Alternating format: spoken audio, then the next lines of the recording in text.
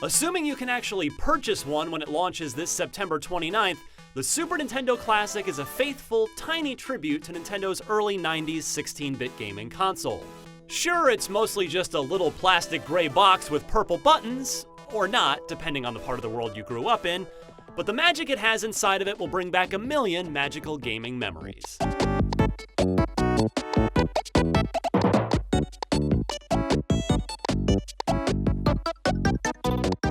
While the form factor of the console itself is adorable, it's the games lineup that you're obviously here for, and the Super NES Classic comes with an impeccably strong roster of masterpieces. From Super Mario World to Contra 3 and Donkey Kong Country, there legitimately isn't a weak game in the entire collection. The NES Classic may have had 9 more games, but it also had stuff like Ice Climbers, a game about jumping where the characters are bad at jumping. So I'll gladly take quality over quantity here. Legends like A Link to the Past, Final Fantasy III, and Earthbound will take you dozens of hours to complete in their entirety, and all of them still hold up today. This is a fantastic collection of games, and seeing them all together in one place will make you truly appreciate how special the Super Nintendo was.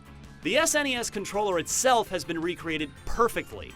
In the past, we've seen third parties attempt versions of this classic gamepad for a number of different platforms to varying degrees of success, but Nintendo absolutely nailed it here. The D-pad is spot on, the purple face buttons have that oddly satisfying mix of concave and convex feel, and that weird but familiar bump map texture is present on the entire controller's surface. And with 2 controllers in the box, you won't have to worry about hunting a second one down.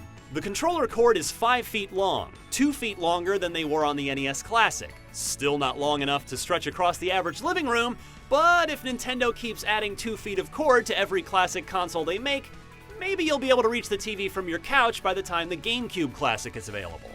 Since these games were never designed to fill a widescreen television display, you're able to toggle through a number of different frames to adorn the borders of your games while you play.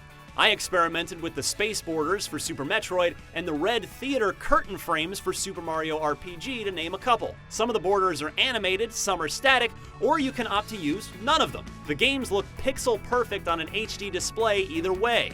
Dig a bit deeper and you'll find that each game has an embedded QR code that unlocks scans of the original manuals. Again, if Nintendo actually manages to ship enough of these things to stores to satisfy demand, the SNES Classic will be a fantastic place to play some of the best retro games ever made.